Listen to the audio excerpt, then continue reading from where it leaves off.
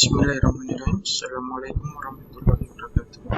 Kali ini kita akan memasuki materi tentang konsep pelayanan atau customer dalam pelayanan kesehatan.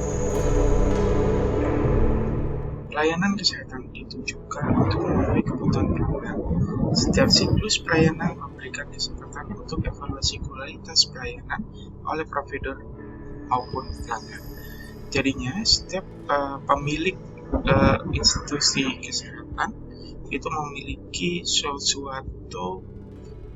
kebaikan di dalam menentukan sebuah layanan kesehatan dengan melakukan evaluasi kualitas untuk memenuhi keinginan ataupun kebutuhan pelanggan tersebut.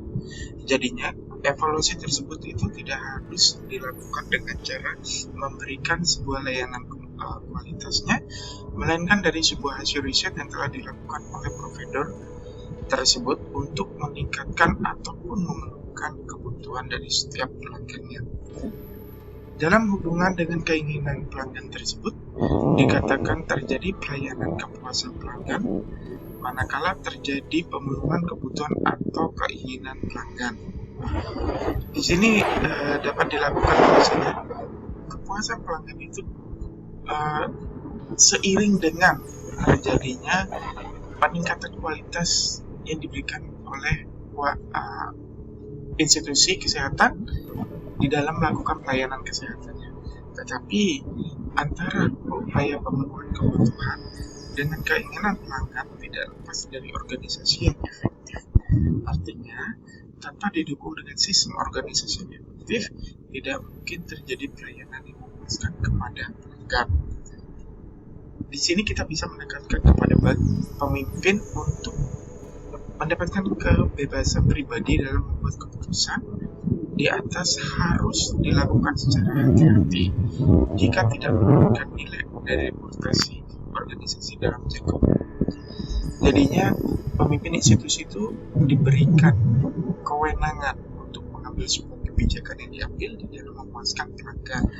Namun keputusan maupun kebijakan yang telah diambil tersebut harus dijalankan dengan penuh SOP atau standar operasional yang berlaku dengan penuh hati-hati agar tidak mengesankan bahwasanya pelayanan yang dilakukan oleh institusi tersebut tidak baik sehingga menurunkan minat pelanggan untuk melakukan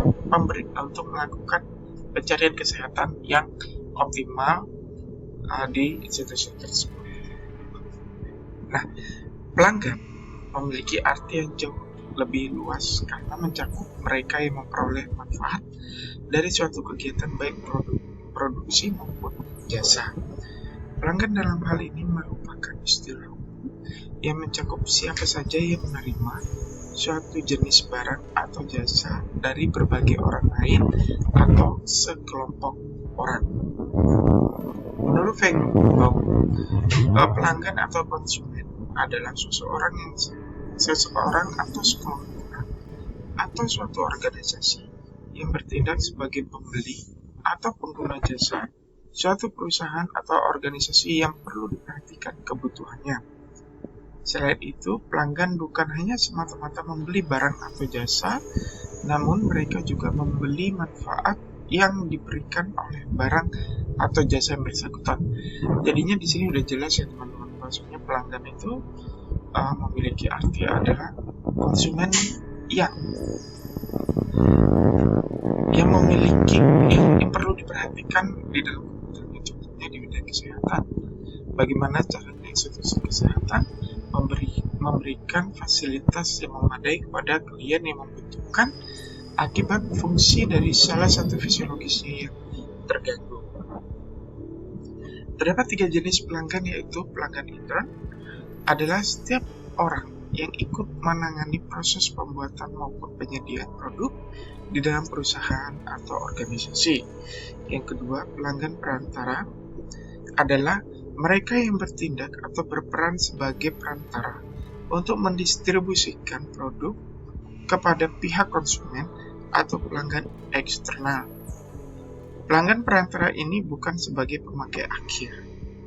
Yang ketiga, pelanggan eksternal adalah pembeli atau pemakai akhir yang disebut sebagai pelanggan yang nyata. Beberapa unsur yang penting dalam mutu yang ditetapkan pelanggan yaitu: yang pertama, pelanggan merupakan prioritas utama organisasi. Kelangsungan hidup organisasi tergantung pada sebuah pelanggan. Kedua, perlu mengidentifikasi pelanggan yang membeli berkali-kali atau yang mencari pelayanan kesehatan setiap kali mereka mengalami sakit dan kembali terus kepada institusi tersebut. Pelanggan yang puas dengan kualitas jasa yang dibeli akan menjadi pelanggan yang dapat diandalkan. Karena itu, kepuasan pelanggan sangat penting untuk diperhatikan. Yang ketiga, meningkatkan dan mempertahankan kualitas untuk menjamin kepuasan pelanggan. Kepuasan pelanggan akan berimplikasi kepada perbaikan terus-menerus sehingga kualitas harus diperbaharui setiap saat agar pelanggan tetap puas dan loyal. Pelanggan jasa layanan kesehatan. Pelanggan jasa layanan kesehatan adalah pihak yang menerima atau memakai produk atau jasa dari puskesmas dan rumah sakit. Karakteristik pelanggan puskesmas dan rumah sakit secara umum adalah masyarakat yang bertempat tinggal di sekitar puskesmas dan rumah sakit, umumnya berasal dari kelompok masyarakat dengan pendapatan menengah ke bawah, dengan tingkat pendidikan mayoritas adalah lulusan sekolah menengah atas atau sederajat. Kepuasan pelanggan adalah tingkat perasaan seseorang setelah membandingkan kinerja atau outcome yang dirasakan dengan harapannya terhadap produk tersebut.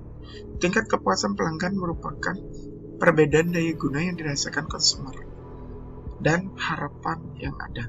Jadinya, kepuasan pelanggan tersebut dilihat dari pemberian kita di dalam melakukan kesehatan kepada klien.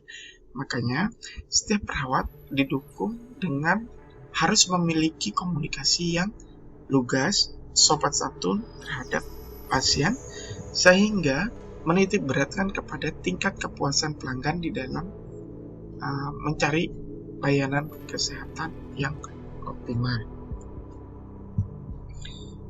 Ada 4 cara atau aturan sederhana untuk membantu praktek manajer yang berorientasi pada pelanggan, antara lain: 1. Mengakui bahwa pelanggan bukan suatu tujuan akhir dalam rantai distribusi, dan jangan sekali-kali berpikir bahwa perusahaan hanya sekedar menawarkan produk kepada pelanggan.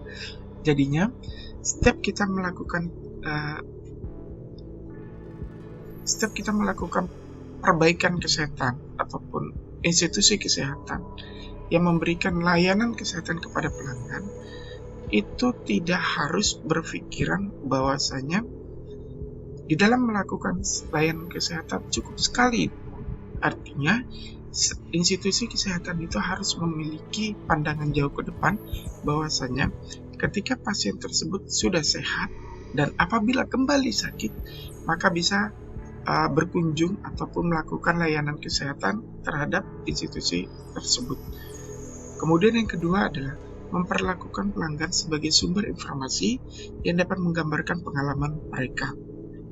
Di sini, manajemen dituntut untuk dapat menginterpretasikan informasi dan data pasar, serta membantu pelanggan dalam memecahkan masalah. Manajer yang kreatif harus dapat memberikan wawasan pengetahuan dan keahliannya dalam memecahkan masalah pelanggan.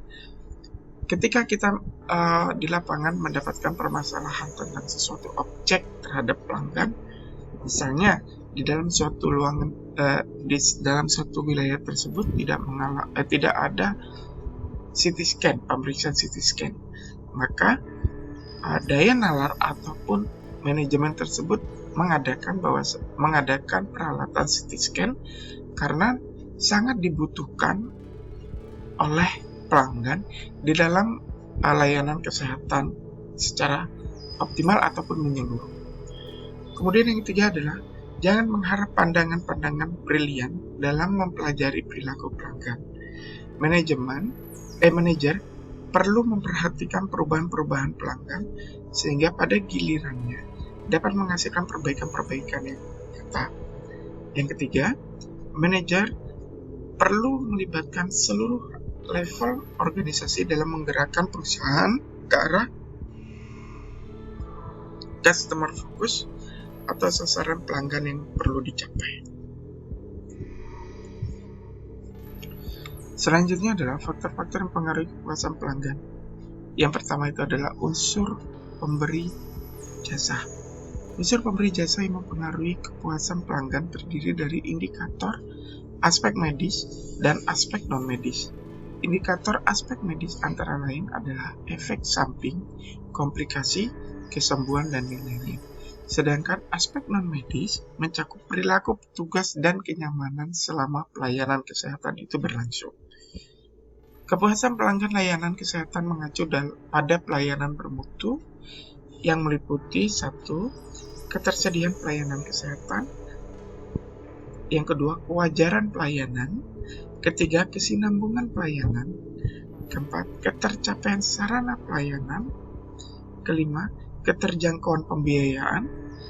Keenam, efisiensi pelayanan. Dan yang terakhir adalah mutu pelayanan yang baik. Jadinya, kita sempat mempelajari di materi sebelumnya ya, bahwasanya bagaimana caranya kita memberikan layanan yang bermutu kepada pasien yang membutuhkan layanan kesehatan dari perawat maupun institusi kesehatan lainnya. Unsur penerimaan jasa yang pertama adalah karakteristik predisposisi. Karakteristik ini menggambarkan kecenderungan individu memanfaatkan pelayanan kesehatan yang berbeda-beda karena adanya perbedaan ciri sosiodemografi seperti usia, jenis kelamin, tingkat pendidikan, pendapatan, dan lain-lain. Kemudian yang kedua adalah karakteristik pendukung. Karakteristik ini menggambarkan kecenderungan individu memanfaatkan pelayanan kesehatan yang berbeda-beda karena adanya kemampuan masyarakat untuk membayar. Dan yang terakhir adalah karakteristik kebutuhan.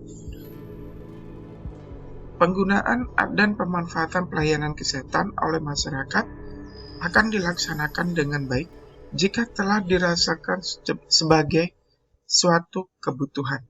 Jadinya ini adalah 3 unsur penting di dalam penerimaan jasa yang perlu diperhatikan oleh institusi kesehatan di dalam menarik minat pelanggan untuk melakukan penyembuhan ataupun untuk melakukan proses layanan kesehatan terhadap pasien. Terima kasih. Mohon maaf jika ada salah kata ataupun kalimat. Di sini jika kurang lengkap, bisa mengakses website alsansu.com. Terima kasih. Mohon maaf. Akhirul kalam. Wabillahi taufiq wal hidayah. Wassalamualaikum warahmatullahi wabarakatuh.